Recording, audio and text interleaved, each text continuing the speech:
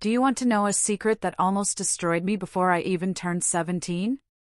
My name is Aloan Hale, and I am married now.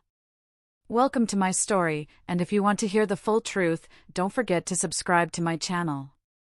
I promise, what I share here will make you cry, hope, and believe in God like never before. I am not telling this story to hurt anyone. I am telling it to show you that God can turn pain into power. Prayer saved me. The Word of God held me when humans failed me. I was once a girl who cried alone, a girl who trembled at every word her stepmother said, a girl who thought the world had turned against her. Now, as a wife of Rowan Blythe, I live a life of peace. I read my Bible every morning, pray daily, and let God guide my every step. My story from ages 16 to 17 is one of fear, lies, and betrayal, but it is also one of survival and faith. You will see how my father, Aldrich Hale, trusted the wrong woman, and how my stepmother, Verena, pretended to love me while secretly trying to ruin my life. But this is not a story of defeat. This is a story of strength. And if you stick with me, you will learn how prayer can protect even the most fragile hearts. So subscribe, and let me tell you everything. Before the storm came, my life was simple and happy. My mother was alive then.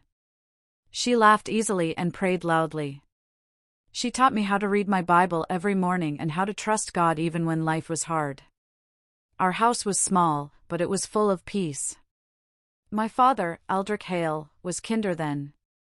He smiled more. He spoke softly to my mother and called me his little star. I felt safe in that house. I believed nothing bad could ever touch me. At 16, I was still a child. I loved school and church. I loved sitting quietly with my Bible, reading Psalms and Proverbs. I believed God lived very close to me. I did not know life could change so fast. Then my mother fell sick. We prayed. I fasted the little way I could. But she died. The day she died, the light in our house went out. My father became quiet. The walls felt cold. I held my Bible tighter after that. I prayed more. I asked God to help my father not feel lonely. I did not know my prayer would bring someone into our house who would change my life forever. That was before the storm. I did not know rain was coming. The day my mother died, I felt something break inside me. I was 16. I watched adults cry, but I could not cry at first. I just stood there, holding my Bible to my chest. I kept saying one verse again and again, "The Lord is my shepherd, I shall not want." After the burial, the house became very quiet. Too quiet. My father stopped talking much. He sat alone most nights. I tried to help him by cooking and cleaning, but I was still a child myself. Every night, I prayed. I asked God to comfort my father and protect me.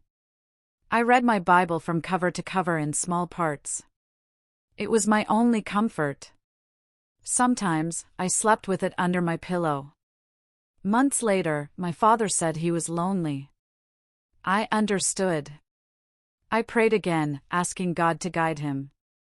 I did not know my prayer would be answered in a way I did not expect. When my father said he wanted to remarry, my heart was unsure, but I trusted God.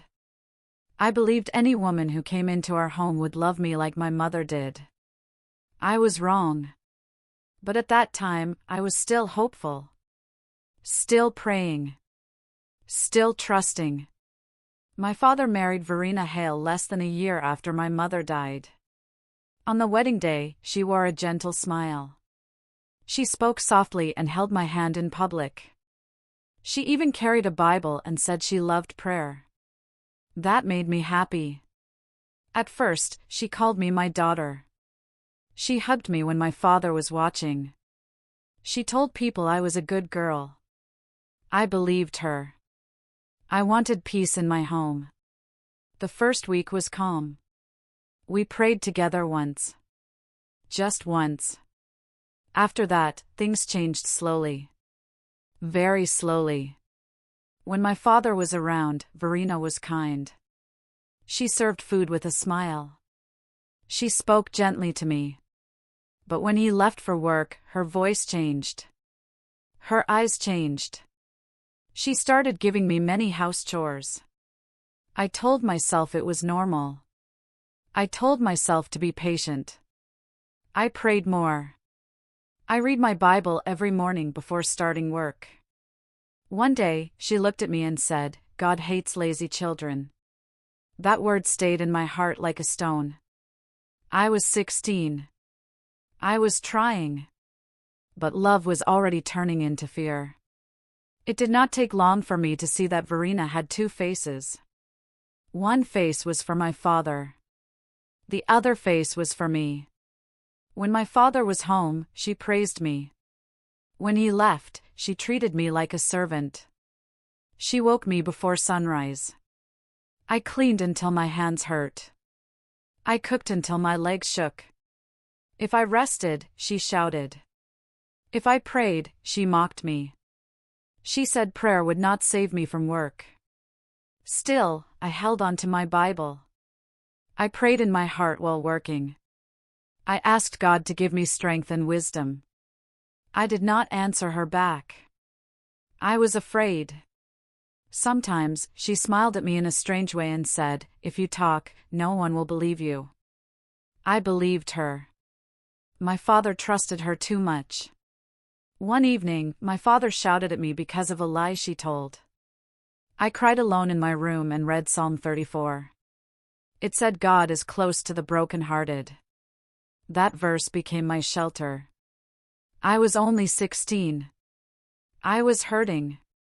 But I was not alone. God was watching. Even when my heart was heavy, I never let go of my Bible. Every morning, I opened it before the sun came up. I prayed quietly, asking God to give me strength. I whispered, "Lord, protect me and show me the truth. Help me survive what I cannot change." Verena mocked me sometimes. She said my prayers were silly. She told me God would not hear a child who worked too much. But I did not listen. I knew God was with me. I read Psalms over and over, especially Psalm 23, "The Lord is my shepherd, I shall not want." Those words became my shield. I learned to pray while working. I prayed when I swept the floor, when I cooked, when I washed clothes. I prayed when she shouted at me, and even when my hands were sore and my eyes were tired. Prayer was my only secret friend. Sometimes, I wanted to cry and yell at my stepmother, but I could not. I whispered my pain to God and waited for His help. Even though I was only 16, I felt a little stronger each day. I knew one day, He would make a way. I clung to the promise that God sees everything, even when humans close their eyes. Prayer became my power. Prayer became my voice. And it was the only thing that kept me safe. Verena made me wake up very early. She gave me so many chores that I sometimes thought I would fall asleep standing up. I cooked, cleaned, washed, and polished the floors every day. I even carried water from the well before sunrise. If I rested too long, she shouted at me. If I asked for food, she told me to hurry. Sometimes, she laughed at my tired hands and said, "God helps those who work, but lazy girls die young." Her words burned, but I kept quiet. I prayed while I worked. I read verses like Philippians 4 verse 13, "I can do all things through Christ who strengthens me." That verse made me strong when my arms ached. I was only 16. I wanted to study and go to school, but Verena said I was too lazy for that. I wanted to tell my father, but I feared he would believe her lies again. One night, after cooking and cleaning all day, I knelt beside my bed and prayed longer than usual. I asked God to protect me from Verena's cruelty and to keep my father from being deceived. Even though I was tired and scared, I felt a little hope. I knew God had not forgotten me. And I promised myself I would survive. It started with a small slap. I did not cry at first. But later, the pain grew. Verena hit me and yelled at me for hours, saying I had ruined the house. I was 16. I could not understand why she hated me so much. I held my Bible tightly and whispered prayers. God, help me. Please protect me. I prayed while my hands shook and my heart raced. I tried to hide my wounds. I cleaned and cooked, hoping no one would see. But a neighbor saw me crying behind the window. Her eyes were full of sadness. She knew something was wrong. Verena warned me not to tell anyone. She said, if your father knows, he will think you are lying. I stayed quiet. I prayed more. I asked God to send someone who could help. Even in my fear, I felt a tiny spark of courage. I whispered to God, I am yours. Help me survive. That night, I slept with my Bible under my pillow and prayed until I fell asleep. It was only the beginning of her cruelty. But I was beginning to understand that prayer could be louder than her anger. Verena told my father lies about me almost every day. She said I was lazy, rude, and disrespectful. My father believed her without asking me. Sometimes, he scolded me, and I would cry silently in my room. I prayed. I read Proverbs 3 verses 5-6, trust in the Lord with all your heart, and lean not on your own understanding, in all your ways acknowledge him, and he shall direct your paths. I clung to those words. Even when humans doubted me, God knew the truth. I stopped trying to defend myself. I realized no matter how much I explained, Verena would twist it. My only choice was to pray, read my Bible, and keep my heart pure. At 16, I began to understand something important. People may fail you, but God never will. He sees every tear. He hears every whispered prayer. Even though my father was misled, I learned to put my faith in God alone. I read my Bible every night and prayed for wisdom and courage. Verena tried to break me. But my prayers became stronger than her lies. Every night, after all the work, I knelt beside my bed with my Bible. I prayed for God to protect me, guide my father, and teach me how to survive. I was only 16, but I knew God could do great things. I read Psalms, Proverbs, and stories of young women who trusted God in difficult times. I imagined myself like them, strong, faithful, and brave. Verena tried to mock me, but she could not stop God from speaking to my heart. Every prayer I whispered, every verse I memorized, became a shield. Even when she shouted, hit, or humiliated me, I felt a little peace. I knew I was not alone. My Bible reminded me, Psalm 34 verse 18, the Lord is near to the brokenhearted and saves the crushed in spirit. That verse held me through the darkest moments. Sometimes I wanted to cry and scream, but I prayed instead. I asked God to give me courage and to send someone to see the truth. I did not know what would happen next, but I trusted him. God became my comfort, my strength, and my friend. And even in the house full of lies, I felt his presence. One morning, I woke before the sun. Verena was already awake. She shouted at me for spilling water while fetching it from the well. Then she said I was clumsy and lazy. My hands shook as I held the bucket. My heart felt heavy, but I whispered a prayer, God, help me survive today. She gave me extra chores. I cooked breakfast for her and my father. I cleaned the floor, washed clothes, and polished shoes until my fingers ached. I was 16, but she treated me like I was a servant, not a daughter. At one point, she struck me across the back with a broom. I fell to the floor, but I did not cry. I whispered Psalm 46 verse 1, God is our refuge and strength, a very present help in trouble. That verse became my shield. I tried to hide my bruises. I did not want my father to see, for I knew Verena had already lied about me before. Later that day, a neighbor peeked through the window. She saw my tears, my fatigue, and Verena's cruelty. I prayed silently, Lord, send someone who will see the truth. Even in that terrible day, I felt a tiny spark of hope. God had not forgotten me, and I would survive. The next few days were the same. Verena shouted, criticized, and pushed me around. But I noticed something different. The neighbors were talking. One morning, while I was sweeping, I heard Mrs. Winthrop whisper to another neighbor, "I saw how that woman hit Eloin yesterday. Something must be done." I froze. Could someone finally notice? I prayed quietly, "God, please make them help me. Let them see the truth." Verena warned me not to tell anyone. She said, "If anyone knows, you'll be the liar, not me." I stayed quiet. I still feared my father would believe her. But the neighbors kept watching. They saw her cruelty. They saw my tired hands. They saw the fear in my eyes. I prayed longer that night than I ever had. I asked God to protect me, guide the neighbors, and show my father the truth. Even though I was only 16, I felt a little courage growing inside. I knew God was listening. If prayer could not stop Verena, maybe it could bring someone to stop her. One morning, there was a knock at the door. My father opened it. Men in uniforms entered. They spoke gently but firmly to my father. I stood behind him, afraid.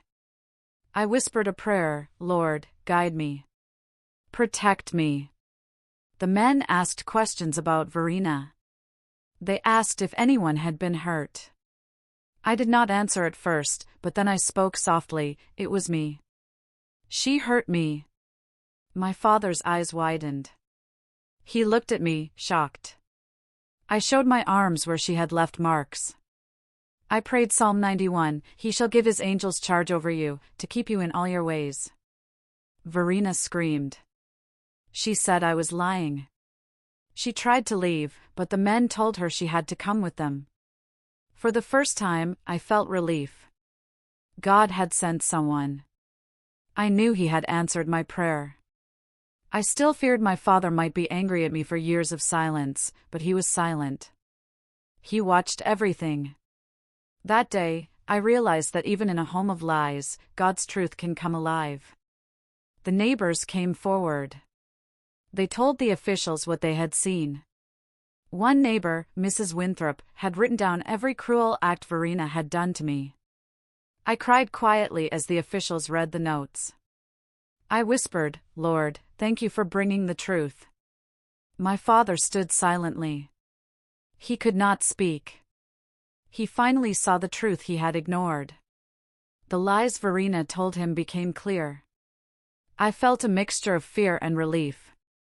Verena shouted, denied, and threatened me, but I kept praying quietly. I whispered Psalm 34 verse 18, "The Lord is near to the brokenhearted."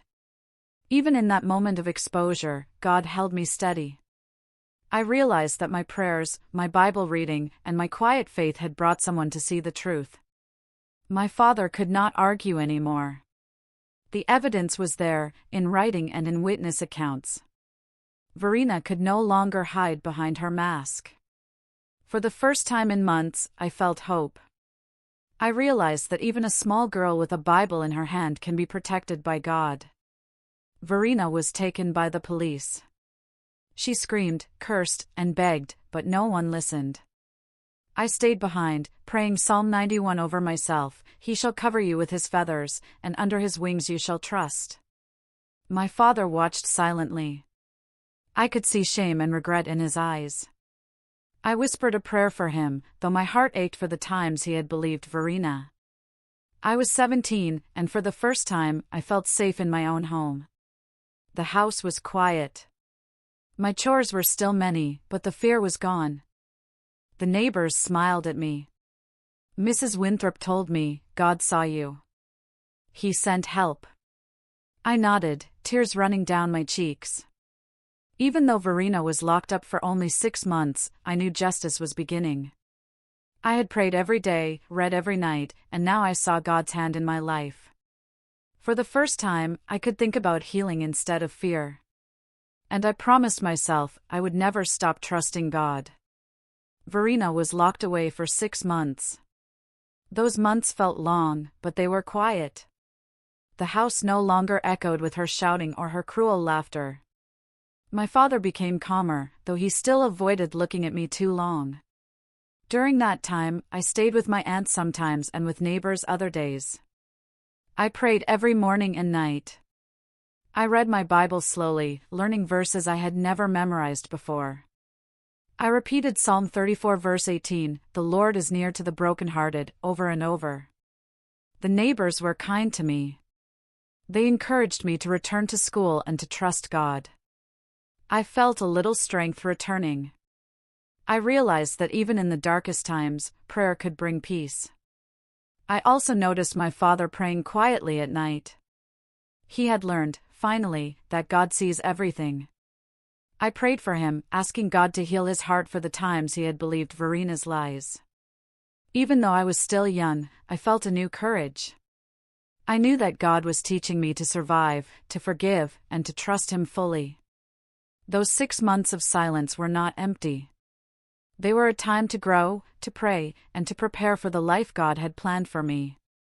After Verina's removal, I returned to school. It felt strange at first. I had been absent many months. My classmates asked where I had been. I smiled and said nothing. I prayed silently, "Lord, give me strength to start again." I read my Bible every day before class. Proverbs 3 verses 5 to 6 reminded me, "Trust in the Lord with all your heart, and he will direct your path." I trusted God to guide me through the whispers, questions, and stares from classmates. School became my safe place. I studied hard. I discovered that even after pain, I could learn, grow, and achieve. Each day, I prayed for courage and wisdom. At home, my father apologized quietly. He could not bring back the lost time, but he tried to repair our relationship. I prayed for him and forgave him in my heart. Even as a young girl of 17, I learned that healing comes slowly. It comes through prayer, faith, and patience.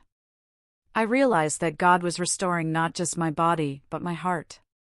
And with every prayer, I felt stronger than Verina's cruelty could ever make me feel. Life began to feel lighter. I had returned to school and finished my classes for the year. I had friends who supported me. Most importantly, I had God. I prayed each morning and read my Bible every night. I still remembered the pain Verina caused, but it no longer controlled me. I recited Psalm 91 verse 4, "He shall cover you with his feathers, and under his wings you shall trust." Those words became a shield around my heart. I discovered that God can restore anything broken. My spirit, once heavy with fear, became stronger. I smiled more. I laughed a little. I realized that even after cruel words and violence, God's love can bring peace. I forgave, but I did not forget. Forgiveness gave me freedom, and God's word gave me strength. I began to dream again, to hope, and to plan for a future without fear. Even as a girl of 17, I saw that God's restoration is real. My body, heart, and mind were healing. Every prayer I whispered and every Bible verse I memorized was a step toward freedom.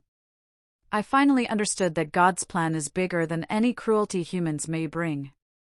Months passed, and my life became peaceful. I walked without fear in my home. I studied hard and prayed constantly. My father began to trust me again. He would quietly say, "I see now. God helped you." I spent hours reading my Bible. I memorized Psalms, Proverbs, and verses about strength. Every morning, I prayed for protection, wisdom, and courage. I even prayed for Verina, asking God to correct her heart. I began to see a life beyond pain. I helped my neighbors and shared my testimony quietly with friends. Even though I had suffered, I felt blessed. One day, I realized I could smile fully again. My faith had grown. I trusted God not only for protection but for my future. I understood that the life I wanted would come only with His guidance. Though Verina had hurt me, I knew God was still in control. I prayed, "Lord, help me never forget your mercy." And I began to dream again, dream of a life filled with love, peace, and purpose. When I met Rowan Blythe, I was 23. He was kind, respectful, and gentle. Most importantly, he noticed my faith. I told him I prayed every day and read my Bible. He smiled and said he admired that. We talked about God and our dreams. I shared small parts of my story with him, but not all yet. He listened patiently. I prayed silently for guidance. Lord, show me if this is your plan. Being with Rowan felt safe. He encouraged me to continue my studies and my prayers. I felt hope growing in my heart. For the first time, I imagined a future where I could be happy, married, and respected. I knew that God had led him to me. Even after the cruelty of my stepmother, God was showing me that love and kindness could exist. I prayed every day for wisdom and patience. I trusted God to guide this new relationship. And I dreamed quietly that one day, I would have a life filled with peace, prayer, and love, free from fear. I was married now. Rowan Blythe was my husband, and our home was filled with peace. I never thought I would smile so freely again. Every morning, I prayed with him, read my Bible, and thanked God for his protection. Verena was still a memory, but her shadow no longer touched me. I had prayed for years for healing, and God had answered. I whispered psalms as I prepared breakfast, telling myself, "The Lord is my shepherd, I shall not want." Sometimes, I remembered my past pain, but it was no longer heavy. God had restored my spirit, and my faith was stronger than ever. I told Rowan small parts of my story, the ones I could bear to speak aloud. He held my hand and said, "God made you strong. He guided you here." I realized I had a new life. I was a wife, a woman of prayer, and a survivor. My past did not define me. My faith did. I thanked God every day. Even after Verena's release, the truth about her cruelty continued to spread. The neighbors who had watched everything came forward again. Officials listened. More proof appeared, her lies, her abuse, everything she had done to me when I was 16. I prayed silently, "Lord, guide the truth to victory." I stayed calm, knowing God had protected me all along. My father watched quietly. For the first time, he saw clearly the depth of her deception.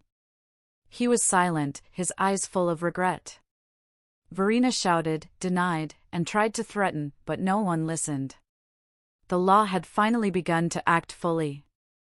I realized that even after years, God can bring justice. My prayers, my patience, and my faith had worked. Verena's lies were exposed to the whole community. Neighbors and family saw her cruelty, her manipulations, and the abuse she had caused. The truth was loud, clear, and undeniable. I prayed quietly, thanking God for protection and for guiding those who reported her. Psalm 34 verse 17, "The righteous cry, and the Lord hears, and delivers them out of all their troubles." She was rejected by everyone. No smile, no excuse could cover her shame. She was finally held accountable. I felt peace like never before. Justice had come. I had survived. My father knelt before me. Tears ran down his face. "Aloan," he said, "I am so sorry for not seeing the truth sooner. I was blind, and I let you suffer." I held his hands and whispered a prayer for him. "Lord, heal him as you healed me."